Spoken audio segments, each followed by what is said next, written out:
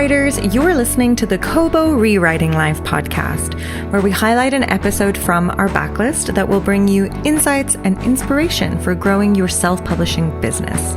I'm your host, Tara Kremen, Director of Kobo Writing Life.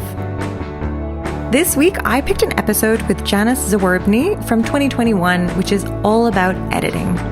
I think it's super interesting to learn about the editorial process, and I really like to emphasize how the relationship between an author and an editor is really a partnership. So I hope that you enjoy and that it inspires you to connect with your editor. This week on the podcast, we spoke to Janice Zawerbny.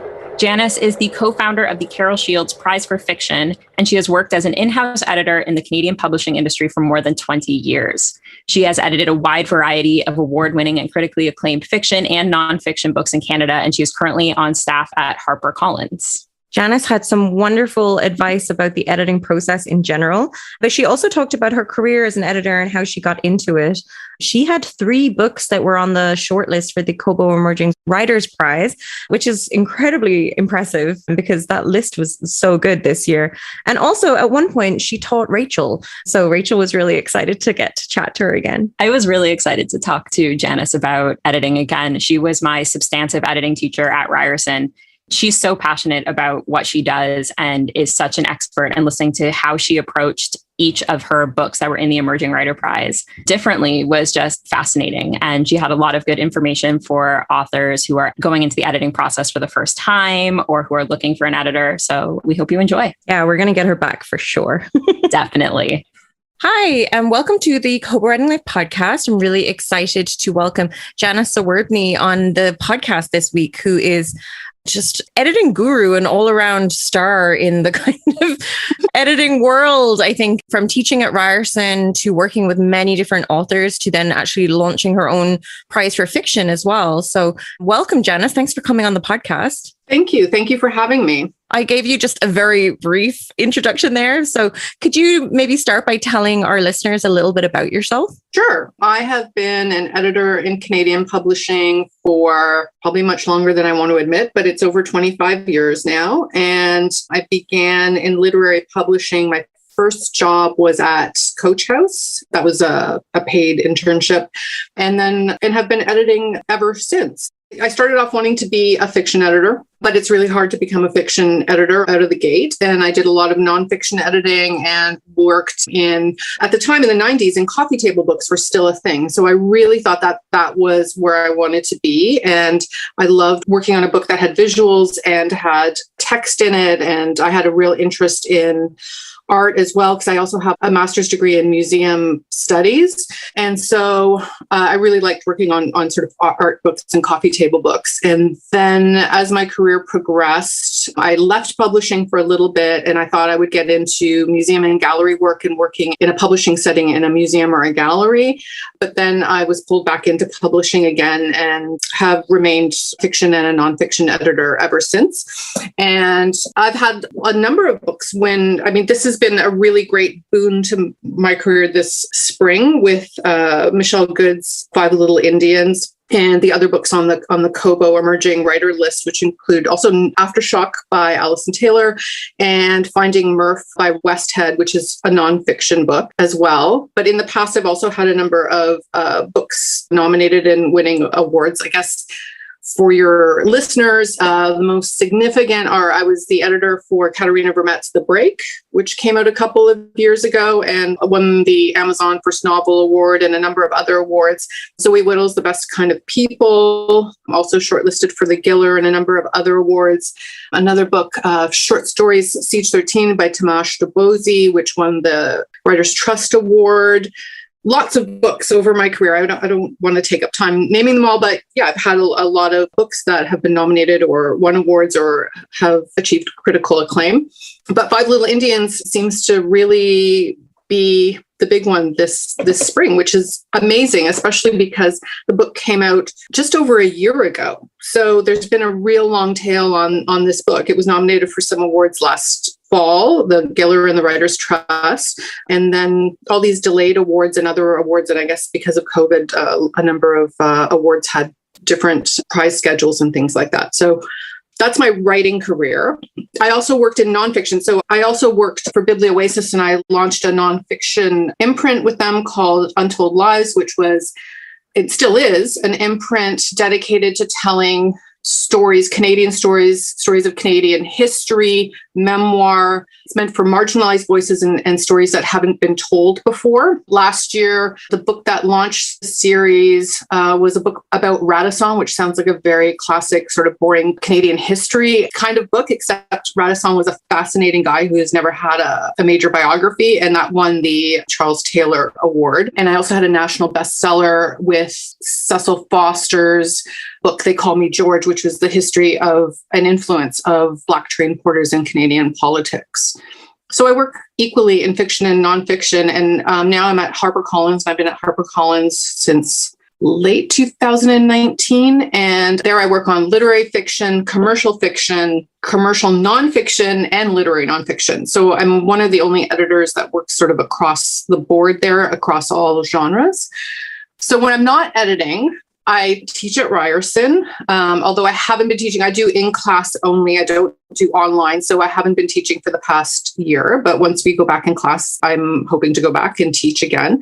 And when I'm not doing that, I'm also, I've started a number of years ago, I was I am co-founder of the Carol Shields Prize for Fiction, which is an award dedicated to women writers in Canada and the US. And it is the only cross-border transnational award. And it's been very surprising. We started it because there's been no award for women's fiction in Canada or the US, which was really surprising that we didn't have one. The UK award for women's fiction is hugely, hugely popular and really helps promote women's writing.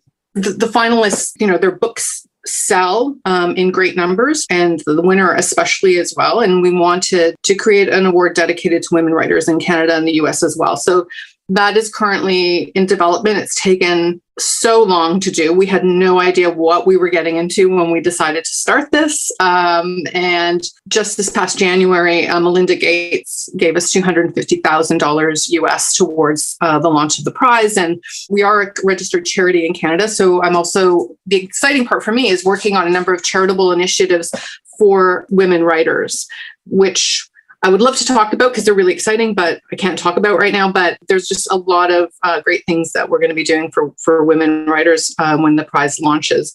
So that's sort of my career. I'm busy, always working on three fronts. I was going to say, you sound like your downtime is really busy as well. Yeah, I have no downtime. Yeah, I walk my dog. That's it. That's my downtime. I just want to kind of circle back to you were listing a lot of titles that have been awarded. And I'm just kind of curious, you acquire a lot of different types of titles, fiction, nonfiction, commercial. What is it in a manuscript that makes you go oh, I need to work on that? Is there something specific you look for when acquiring books? I think the number one thing is you're just looking for good writing. But also for me, there has to be really good storytelling, and it has to draw you in. And I think the writing quality has to be number one, because sometimes you can tell someone can write really well, but they might not have been able to put their story together yet quite, as effectively as they could. So when you have someone who can already write quite well, you can really work on the story and structure of the book and developing that book into something. So I think the writing quality is the most important part of the acquisition process to me. And I can tell within a few pages whether they have that kind of writing quality or not. I do try to give things a chance. There are times where I think some editors call it sort of literary throat clearing, where the author's not kind of up to speed on the first, couple of pages, and then they kind of hit their stride, and then the story starts really kind of coming together and the writing comes together. So I do try to give things a shot, but I think writing quality is really important. And second is the ability to really tell a story and tell an original story. Tell me a story that I haven't heard before. Tell me something I don't know. That's what's really important to me. I want something new and fresh and exciting to read. I think that's really valuable. I'd like to maybe take a step back for our authors that might not be as in depth with the editorial process, as authors are sort of kind of sending their book to editors and not really knowing what is happening behind the scenes there. So can you maybe talk us through kind of what goes on when you're editing a book and how you approach the story and the work there? Yeah, the editorial process, is a bit of a mysterious process, I think, for writers who've never published before. And it's a multi-layered process. I mean, the acquisitions process alone can be very time-consuming. Even if I find a manuscript that I really like, I have to read it. Others in-house have to read it. There are meetings in-house where others have to read it and discuss it. And so that process can take a few weeks, even when I find something I'm interested in. And then there's the whole process of actually acquiring the book, which is, the business process of the book of negotiating a contract and advances and things like that. So the acquisitions process can drag on for quite a while, like sometimes I would say a couple of months from like receiving the book and then going through the acquisitions process and then actually getting a contract signed. Then after that, once the contract is signed, then we can begin working on the book. And so for me, it's a multiple step process. So the first draft that I work on, I'm looking to deal with the substantive issues in a manuscript. And substantive issues are the structural issues of the manuscript, the organization, the storytelling, the plot. Does the plot hang together? Do some characters disappear off the page? Does the story make sense?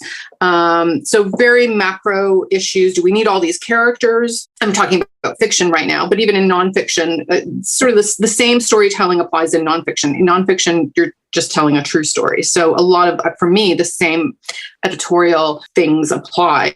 So I deal with the macro issues first, and I go through the manuscript. So at that point, I think everybody thinks of editing as marking little things on the page. But at the early substantive point in editing, it's not. For me, I just read the manuscript and then I send the author a memo outlining what I think the substantive issues are. We have a conversation about it. I have a conversation before I send the memo to the author so they know what they're getting. So we have a big discussion about it. I say, these are what I think the substantive issues are. We have a discussion about what the possible solutions are to them. And then I provide them with a memo so that they have sort of a record of what we discussed, and they can use that during their revision process.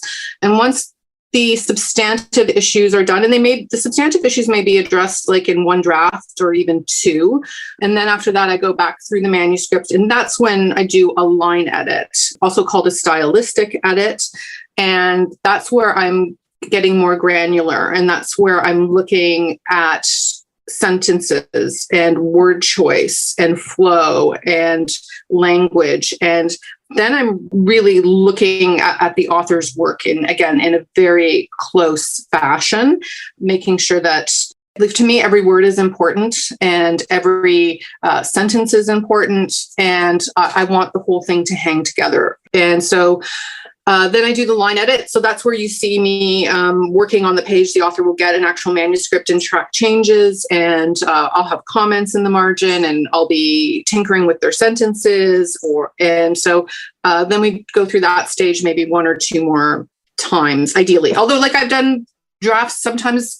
I've done 8 drafts. I've done 10 drafts. I mean, it depends on the author, depends on how complicated the narrative is. But, I think for writers listening to this show, I think what's important is to know, like, the editorial process is an actual part of the process. It's not like editors acquire a book and then just send it to the copy editor and send it to the printer.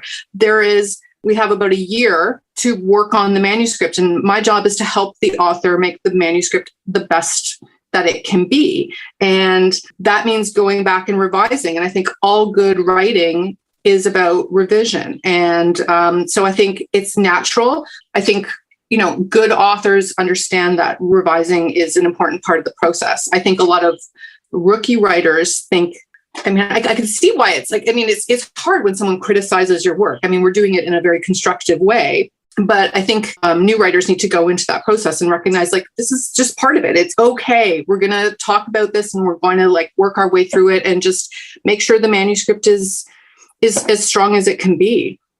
You kind of already answered my next question, but it was, if you had one piece of advice to give authors who are approaching the editing process for the first time, what would it be? Yeah, be open to the revision process, I would say, and really embrace it. Like, it can actually be really fun.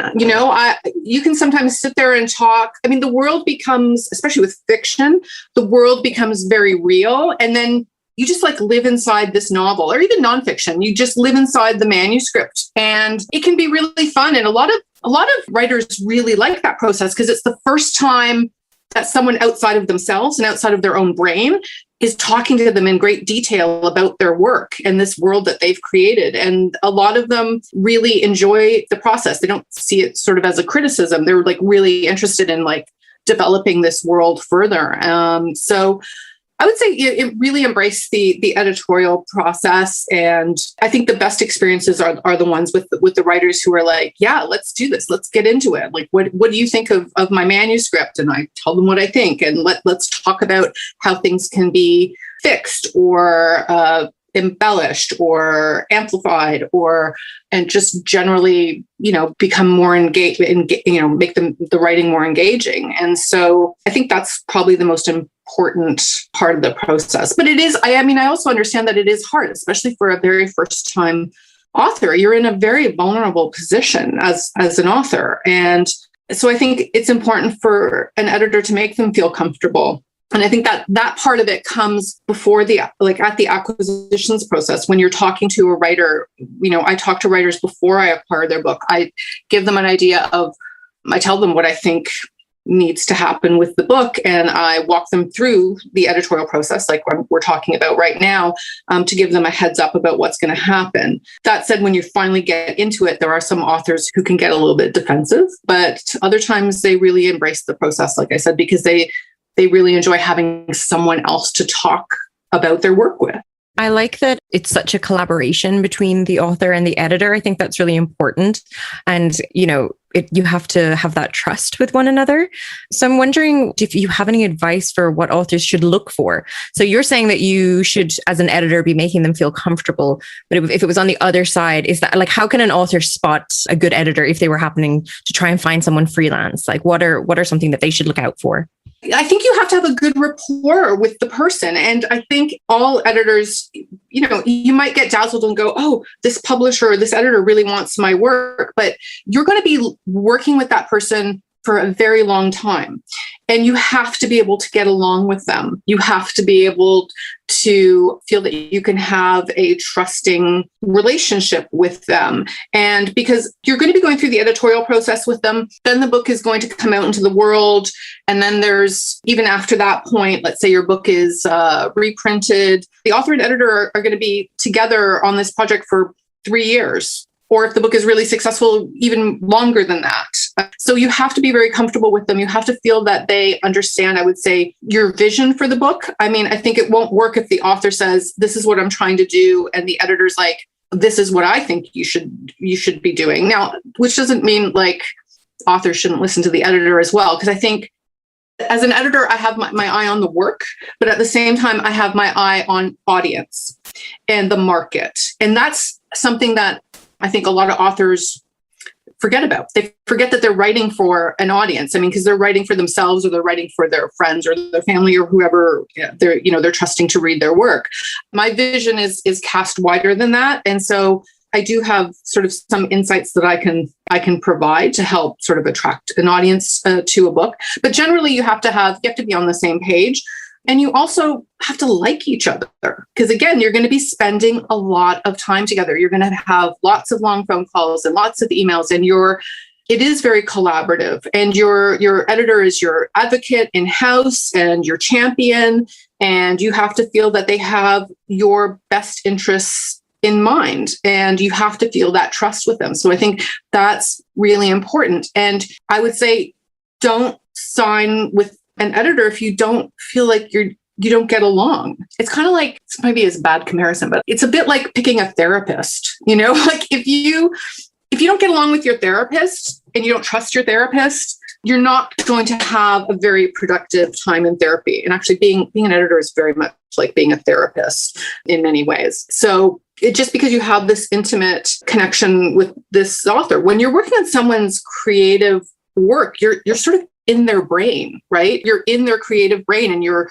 sort of in there mucking around, and so you really do have to trust that person. And so I would say if you don't feel you have that kind of rapport with the editor, then they're not the right editor for you, and you won't have a positive experience. Now, sometimes you don't have a choice. Sometimes a book gets passed on to another editor. But I mean, if you're in a position where you have a choice, or you have a choice between editors, I would say, pick the person that you feel like you can get along with, and someone who, you feel, can see your vision or understands you as a writer. I think that's just really, really important. Speaking of the author-editor relationship, sometimes it can start out great and then take an unfortunate turn. Do you have any advice for authors who find themselves in an editor-author relationship that doesn't, it starts out really strong, but then kind of takes a turn for the worse?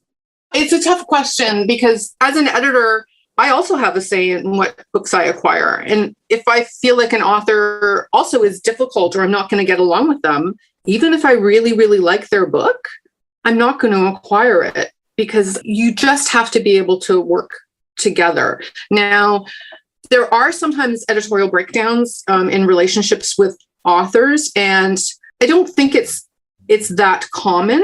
Certainly things go on along the way. But again, I think if you do this due diligence up front, and you trust your instincts and your gut, and you actually talk to the editor, and again, you feel you have that rapport and that trust, or that you think you can trust this person, I think that goes a long way to making sure that things don't go off the rails later. And having these conversations up front with the author before they even sign the book, and where you say, hey, I've read your book. I think it's great. This is what I think, we should work on. And this is, if they're a new author, saying, and this is the process going ahead. Like, first this is going to happen, then this is going to happen, and then this is going to happen. And then you take them through that process ahead of time. They have a good idea of what to expect. So there's no surprises. But if things go off the rails, I don't know, it's really tough, because again, you don't want to undermine your author's confidence. And you, again, don't want to break that trust between you and the author, because if that trust is broken, the working relationships is broken. I think, again, doing your due diligence up front and making sure that this is a person you can work with is just ultimately, really important to making sure that doesn't happen later on. I'd like to go back to the Kobo Emerging Writers Prize for one sec. So if there's any listeners that aren't familiar, Kobo's been doing this Emerging Writers Prize for some years now, where we offer a prize for debut Canadian novels in fiction, nonfiction, and then we rotate the genre. So this year it is mystery, I should know. So Rachel and I helped, we were part of the team that kind of whittled down the long list, and there was so many good books this year. They were every year there's always great ones, but I feel like this year in particular the quality was so good. So you have 3 titles in the Emerging Writers Prize that made the shortlist that are very different. Finding Murph by Rick Westhead, Five Little Indians by Michelle Good, and Aftershock by Alison Taylor. All excellent books. I have to say, Five Little Indians really stayed with me after reading that. It's something that, it just stays with you for a long time. But I'd like to hear from you, as they're very different. What was it about each book that really kind of piqued your interest and made you want to work on them? Michelle's book was already a winner of the HarperCollins UBC Prize for fiction. And it seemed like a very timely story, and a story. I mean, there have been books about residential schools. Yes, but Michelle's approach to me seemed much different. First of all, as an editor, I love multiple narrators, which also complicates the editorial process for all authors out there. You have to really pay attention when you have multiple narrators, and it's a different kind of editorial work that you have to do to braid those narratives together. But with Michelle's book, what I liked about it was that she humanized this often abstract concept of residential schools. I learned about residential schools in school. Like a lot of people, I knew what they were. I knew that there were abuses at the schools. But again, it was still very abstract. And what Michelle's book did was she made you realize that these are real people.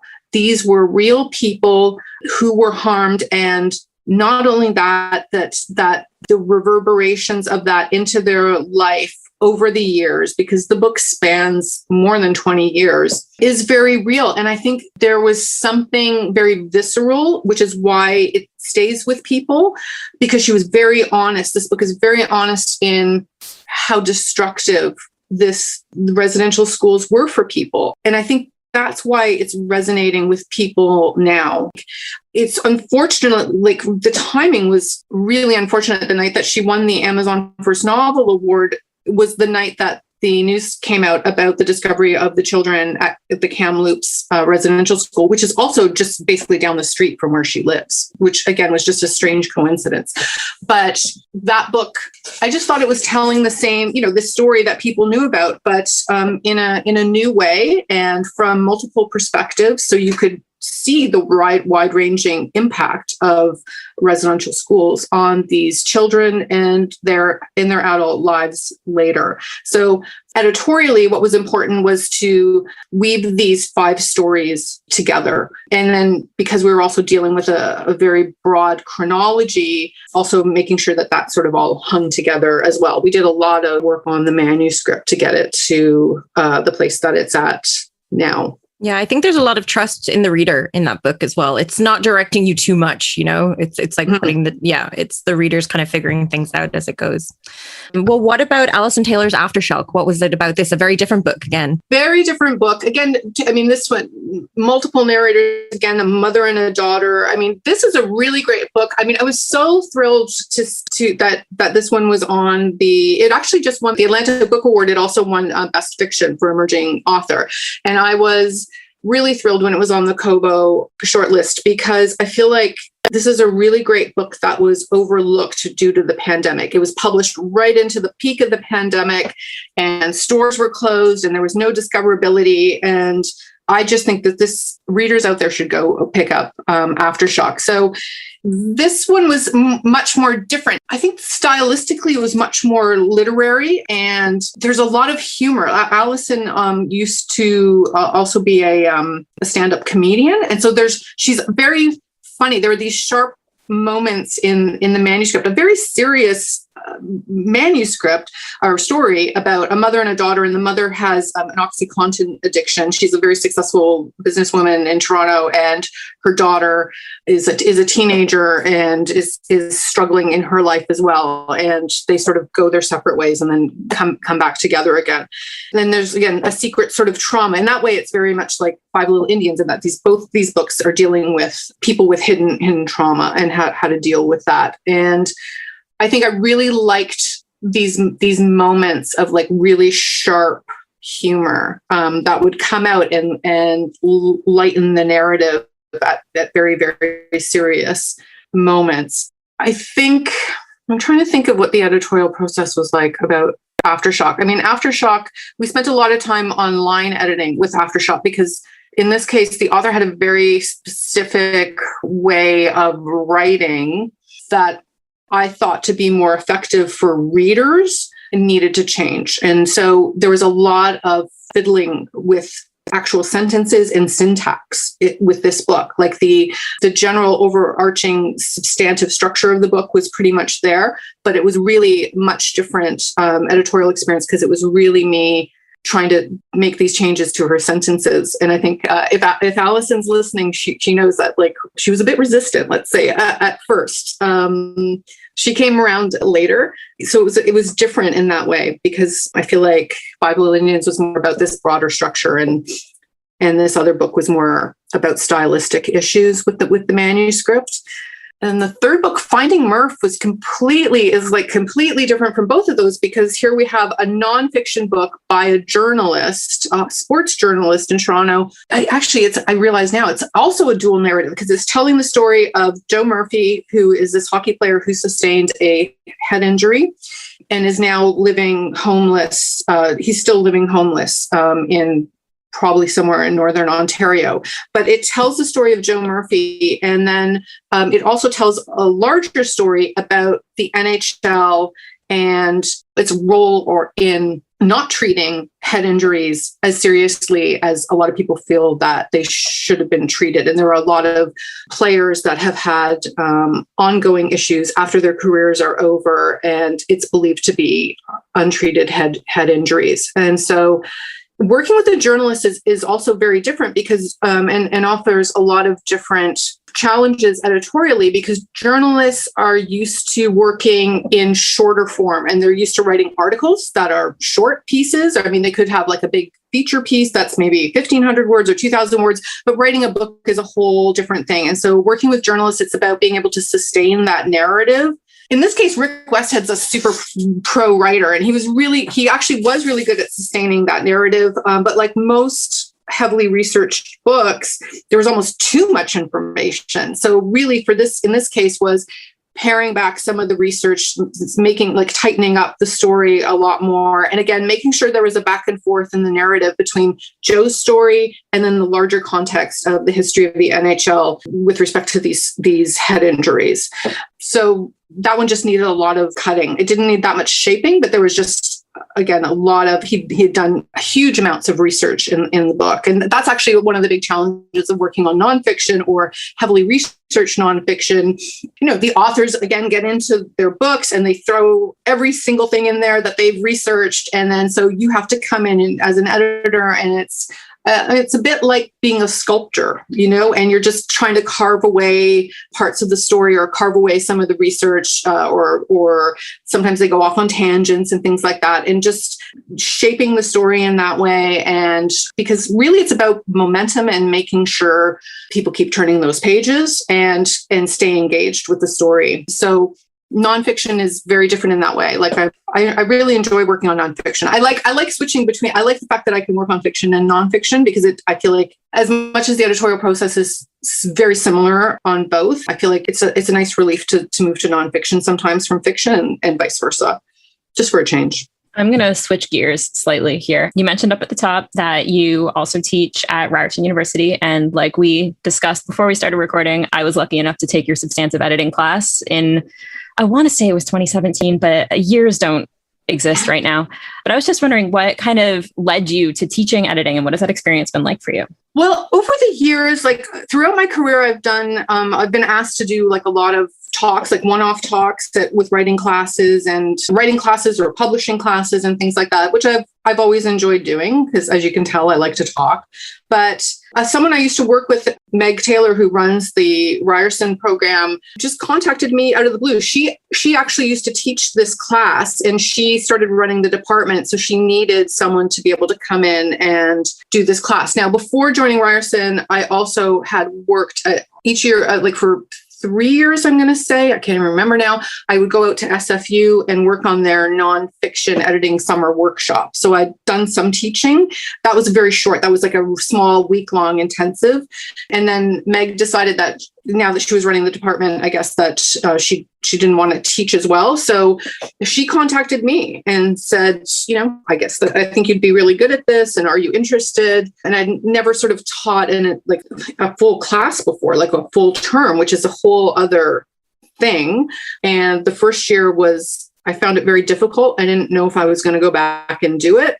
I really enjoyed working with the students, but it was really difficult and just to juggle with a full-time job. But I stayed and kept doing it. And actually, a lot of people who teach, I think, will understand, like, it actually gets easier every year that you do it. And it started to get easier and easier. And I really enjoy it. Like, I've missed not teaching this year. I love talking to the students. I love their interest in editing and writing and the publishing process. I love telling them stories from my day at work, as you probably know. I try in my classes, if I can, to bring an active manuscript with the approval of the author. The students always work on a real manuscript. So sometimes it's a book that's already been published, which is not ideal. But if I can, I bring in a manuscript that I'm currently working on so they can edit it alongside of me and they can work on something and I think that the students really enjoy that. I think because they're working on something real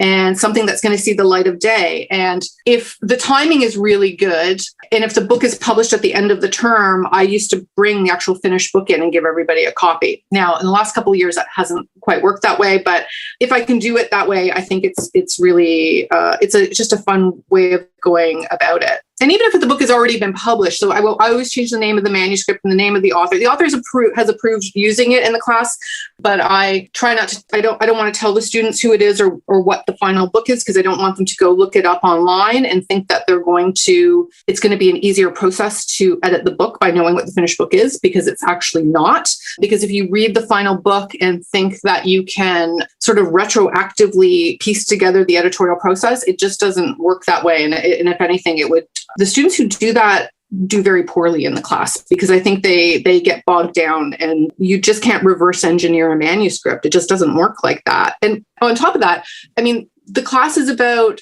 teaching young editors to be, but also a lot of writers take my class, teaching them, that editorial process and how to hone their own editorial skills and their own instincts. There's many times where students come up with really great editorial solutions to problems, or have really acute insights into manuscripts that even I haven't had, or they bring up things that I'm like, I never even thought of that. That's like a great idea. And so, which is why it's important for us to all sort of work on this manuscript together. And it's better that they don't know what the final book is, because it just lends itself to a lot of discussion. And I think that makes the class a little bit more interesting.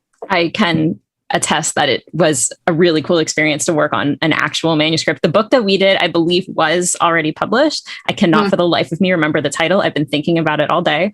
I did use Zoe Whittle's The Best Kind of People. That was it. Is that the one where it's the family in the aftermath of the sexual assault? Yeah, that's the one we did. And it's just so interesting how many people have different ideas of where a story can go or what characters can be cut. Because like in my editorial notes, I was like, hey, give this character the axe. We don't need him. He survived in the book. So I just think it's a really, really cool process. Yeah, because there's not just one way to edit a book. And there's a lot of different solutions. And that's why the editorial relationship with an author is so collaborative, because you talk it out. And ultimately, it is the author's book. And so, for me, I mean, all of my, all edits are just suggestions, as you've probably heard me say in class. They are just suggestions. It's up to the author to choose, what direction and what they're going to do. Again, if they trust their editor, then they will listen to the editor. If the editor is going, look, this is really not working, or, what, I know you really want to keep this character, but they really don't have a role here in this. And then, if they trust you, they will listen to you. But, a lot of editing is a very, long conversations with the author, long conversations with The Best Kind of People. I remember sitting in my office with Zoe talking about the ending of that novel, and because she wasn't sure how to end it. And it was a 3-hour conversation. We just were talking, like going through the book and talking about the characters and talking about the story and talking about all the different possible ways that this book could end. And that's actually the fun part of my job. I mean, I enjoy working with authors like that and having those really detailed conversations. And then you have the conversation, and as the editor, then the author goes away and they make their revision. And I'm always happy to read the next draft to see what they've done. It's kind of exciting to me. Yeah, so it's really collaborative in that way. I like that you were kind of teaching. There's something about the book industry or publishing industry in general that people really feel the need to give back, which I think is great. Everyone's so generous with their time. Like we work with independent authors, and they're, always sharing what worked for me, what didn't, giving tips and things like that. So it's interesting to see that even on the editorial side that you're doing the same thing by sort of teaching and getting enjoyment out of that. You mentioned a kind of like meeting with authors in person and things. Has the pandemic changed how you've been editing? Has it made it harder, or is it just much longer Zoom conversations rather than being in person? You know what I find? I prefer not to do Zoom for my editorial meetings. I think it's really distracting to have that visual there in front of you. I actually think the conversation becomes more intimate when you're just talking on the phone. You're not like looking at the background and checking your hair out like I do constantly, because I haven't had it cut in 10 months. And I find just having that editorial call just really much better than a Zoom call. So in that way, it hasn't changed because, I mean, it is great to meet with an author in person and like sit down with them. And sometimes you flick through the manuscript and talk, and that's sort of a really important part of the process. But most of the time, even without the pandemic, a lot of the editorial meetings are on the phone because most of my authors don't live in Toronto. I mean, the ones that do, I mean, it's great. And if they do, then you can meet in person. But increasingly, most authors don't live anywhere near you. And so it's not unusual to have these kinds of editorial meetings. And in fact, there's a number of books that I've published where I've never met the author in person. So I've never met Michelle Good in person. I've never met Alison Taylor in person. I mean, that was pandemic, although Michelle Good, we started working before the pandemic. But there are certain authors that I, to this day, have never met in person. Other authors who I only meet after the book is published. And it's either because they've traveled to Toronto or I'm traveling for various reasons and go off and meet with them. So I think this is really a product of the last 20 years with technology and things like that. But it's not unusual for me not to meet someone face to face. Although I would say, like, if I'm just acquiring a book, I think probably having a face-to-face Zoom meeting or something like that is important, just so you have a face to put to the name, and there is some value in that. But for the actual editorial calls and conversations, there's an intimacy of just talking on the phone where you're just focusing on what the person's voice and what they're saying that I think is very valuable. Thank you. And not to keep you all day. I mean, we could definitely keep talking to you. It's been so helpful, but we have some rapid fire book questions that we'd like to throw your way. Rachel, you want to go first? I will. Start off easy. The last book you read and enjoyed. I was reading Sally Rooney. I was reading Conversations with Friends, and I really enjoyed that. Lincoln in the Bardo by George Sanders, because I love the unusual structure and the way that story is put together. And Anna Burns' Milkman. I like to read things that, have been critically acclaimed or won awards.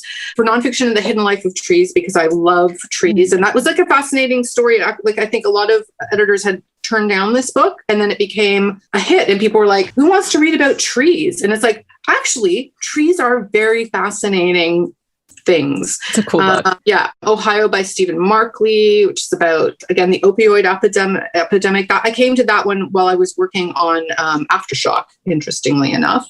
Oh, The Great Believers by Rebecca Mackay. So I met Rebecca in Chicago last year when we were launching the Women's Prize in the US, and she's just a really great person and a really great writer. And The Great Believers made the finalist list for the Pulitzer Prize and was like a New York Times bestseller. And I really enjoyed that one as well. Those are great. Lots of great recommendations. I'm going to hit you up with the next one. So what book do you recommend the most often?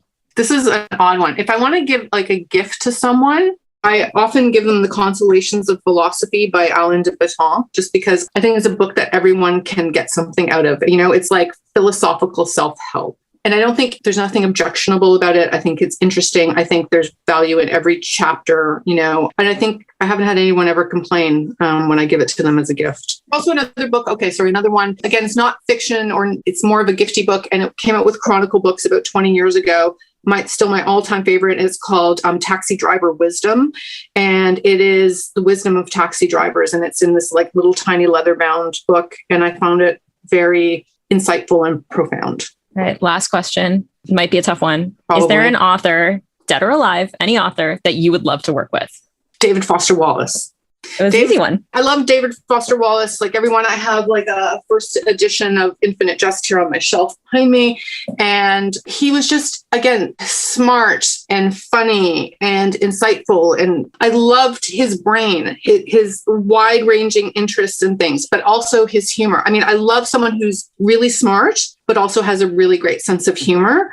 So, there was a point where in probably 1997, where a friend of mine and I were so obsessed with him, we thought we had planned to like drive down to where he was teaching university, and we were just going to go like crash his class, just sit in the back of the class. We just kind of wanted to be in the room with him. Now I regret we didn't do it. And I have a signed copy of one of his books here. I have a signed copy of A Supposedly Fun Thing I'll Never Do Again on my shelf. And it was my prized possession. And then a friend of mine came over to my house one night and said, "Oh, I really want to read that. Can I borrow it?" And I was kind of like, "No, because it's kind of a signed copy by, an author." And at that point, he wasn't dead, but it was still very valuable to me. And she took it home and spilled orange pop all over it. Oh, no. Oh, yeah. Like the worst case scenario of like giving your prized possession to someone and then they literally go home and they wreck it. Are you still friends? We are still friends, but it was really, I was really, really upset, like really upset. And even more upset now. I mean, the book is still there and like the pages are kind of wavy and, his signature is still there and stuff. But it's, like you just took my all-time favorite book that was signed by my favorite author and you wrecked it. Like she had it for like 2 hours before and like, why did she have orange pop in the middle of the night? So anyway, who drinks orange pop beyond like 10 years old? So amazing. Fair. Yeah. It's been so nice to chat with you, Janice. I think that our listeners will find this super informative, and we will have a link in the show notes to the Emerging Writers Prize books. But if they're interested in learning more about the Carol Shields Prize for Fiction, where can they find out about that? We have a website, which is actually about to be redesigned, but the Carol Shields Prize for Fiction.com. We're also on Instagram at shieldsprize.com, and we're on Twitter. I think probably our Instagram is the more exciting of the two. And they can find out more information there. There are more announcements coming up. And we also have like a newsletter that comes out every second month, which has proved hugely popular, where we do a lot of interviews with women authors and profile their books. So you can always go to the website and sign up for the newsletter as well, with a lot of interesting content that comes out there. So yeah, I encourage people to go check out the prize. Love that. I'm going to sign up for that newsletter right now. Same. Thank you. Yeah, thank you so much. You're welcome. Thanks for having me. As you can tell, I love talking about what I do. And I could listen to you talk about editing forever. So this was a pleasure. Thank you so much. Okay. Thank you. Thank you for inviting me. Thank you for listening to the Kobo ReWriting Life podcast. If you're enjoying this podcast, please be sure to rate, review, and subscribe. It helps us a lot. And you can also follow us on socials. We are at Kobo Writing Life on Facebook, Instagram, Threads, and Blue Sky. This episode was hosted by Tara Kremen and Rachel Wharton, with production by Terrence Abrahams. Editing is provided by Kelly Robotham, and our theme music is composed by Tearjerker. If you're ready to start your publishing journey, sign up today at kobo.com/writinglife. Until next time, happy writing.